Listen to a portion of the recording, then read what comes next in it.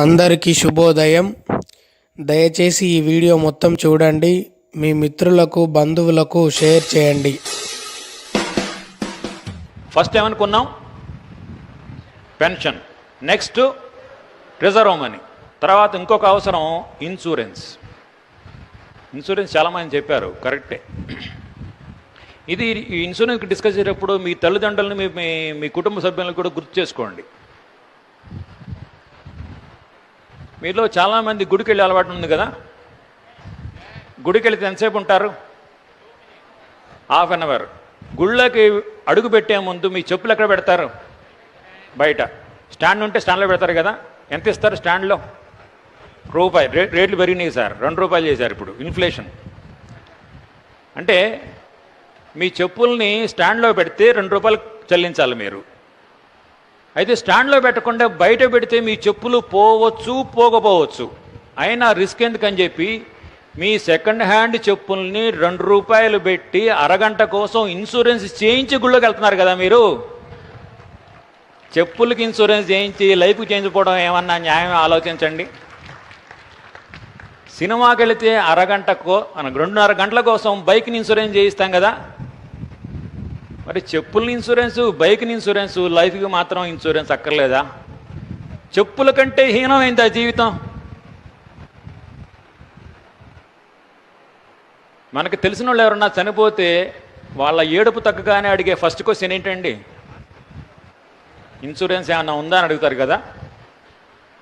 మరి మిమ్మల్ని ఎవరు అడుగుతారు బతుకున్నంతకాలం మీ ఇన్సూరెన్స్ గురించి? ఎవరు అడగరు. ఎవరు అడగాలి? మీకు మీరే, నాకు నేనే అడుక్కోవాలి. మనకు తెలిసిన వాళ్ళు ఎవరన్నా చనిపోతే ఇన్సూరెన్స్ ఉందా అని అడుగుతాము. ఇన్సూరెన్స్ ఉంటే ప్రేమతో ఏడుస్తారు, లేకపోతే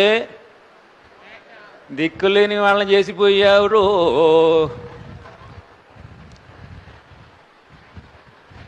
నేను 2 రోజులు ఊరెళ్తే మా ఇంట్లో 1000-2000 ఇచ్చి వెళ్తా. 10 రోజులు ఊరెళ్తే 5-6 ఇచ్చి వెళ్తా. 4 రోజులు ఊరెళ్తే 15-20 ఇచ్చి వెళ్తా. పర్మనెంట్కి పోతే ఎంత ఇచ్చిపోవాలి? అదే ఇన్సూరెన్స్.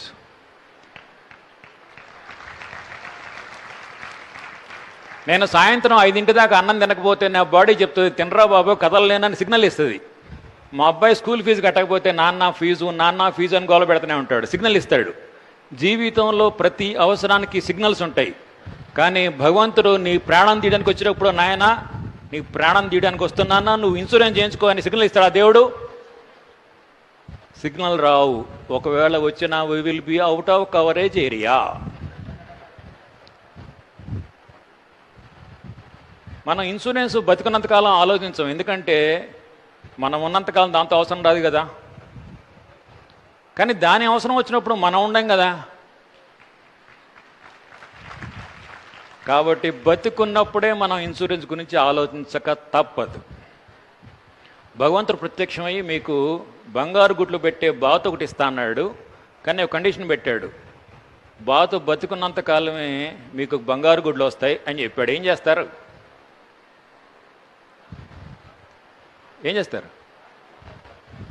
ఇన్సూరెన్స్ చేయిస్తారా? ఇన్సూరెన్స్ చేయించాలంటే గుడ్డు చేయించాలా, బాతు చేయించాలా? బాతుకే కదా. మరి చెప్పులకి ఇన్సూరెన్స్ చేయిస్తాము, మన లైఫ్ చేయించట్లేదంటే గుడ్డు చేయించినట్టు కదా. ఉపయోగం ఏంటి? మా బ్యాంకులో ఏటీఎంని 42 lakhs ఇన్సూరెన్స్ చేయిస్తున్నాం. But what about this ATM? ఇవన్నీ తెలియక కాదు, మీకు తెలుసు, మీ ఇంట్లో వాళ్ళందరికీ తెలుసు. కానీ మనం మర్చిపోతుంటాం, అవసరం కాదనుకుంటాం. మేము 10th క్లాస్లో 80 మంది ఉండేవాళ్ళం, ఇప్పుడు 74 మంది ఉన్నాం. నా టర్న్ ఎప్పుడు వస్తుందో చెప్పలేం కదా. మీకు మార్కెట్లో ధైర్యాన్ని అమ్ముతున్నారా? కిలోల లెక్కన, లీటర్ లెక్కన. కానీ ఇన్సూరెన్స్ కంపెనీ వాడు నాకు 88 lakhsకి ధైర్యాన్ని అమ్మాడు. కొనుక్కోపోతే నా తప్పు కాదు. కొంతమంది అంటారు, సార్ నా ఇల్లు కట్టడమే కష్టంగా ఉంది సార్, వచ్చే జీతం ఎంత, వచ్చే ఆదాయం ఎంత, ప్రీమియం ఎక్కడ కడతాను సార్ అంటారు. అంటే నువ్వు బతుకున్నప్పుడే ఇల్లు కట్టడం కష్టమైతే నీకేమన్నా అయితే? కాబట్టి పేదవాడికి ఇన్సూరెన్స్ కట్టక తప్పదు. ధనవంతుడికి ప్రీమియం కట్టడం ఈజీ కదా. కాబట్టి పేదవాడైనా ఇన్సూరెన్స్ తీసుకోవాలి, ధనవంతుడైనా తీసుకోవాలి.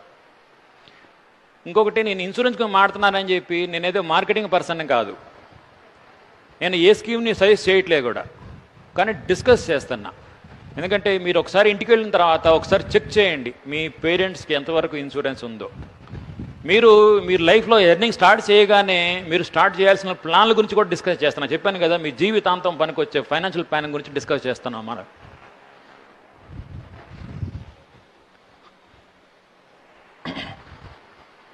అయితే ఇన్సూరెన్స్, మీ అమ్మా నాన్న ఇన్సూరెన్స్ చేయించే ఉంటారు, కానీ చాలామంది సరైన ఇన్సూరెన్స్ సరైన మోతాదులో తీసుకోకపోవచ్చు.